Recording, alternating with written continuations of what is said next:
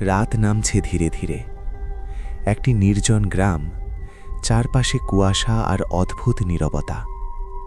রাহাত নামে এক যুবক শহর থেকে তার দাদার পুরনো বাড়িতে আসে। বাড়িটা অনেক দিন ধরে খালি, আর সবাই বলে ওই বাড়িতে কিছু আছে। রাহাত দরজা খুলে ভেতরে ঢোকে। ঘরের ভেতর ধুলো, পুরনো আসবাব আর এক অদ্ভুত গন্ধ। হঠাৎ দরজাটা নিজে থেকেই বন্ধ হয়ে যায়। রাহাত চমকে ওঠে। সে ভাবে হাওয়া লাগছে হয়তো, কিন্তু বাতাস একদমই নেই। রাত 12টা বাজে। রাহাত ঘুমাতে যায়।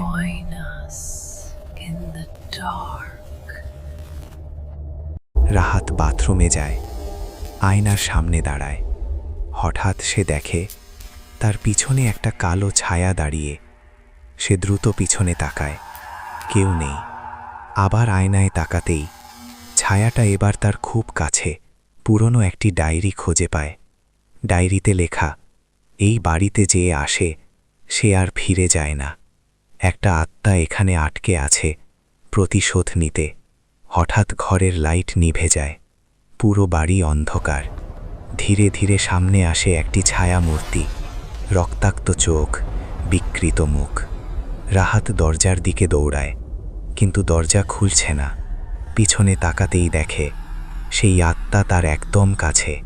হঠাৎ সবকিছু নিস্তব্ধ হয়ে যায়। পরদিন সকালে গ্রামের মানুষ আসে। দরজা খোলা, কিন্তু রাহাত নেই।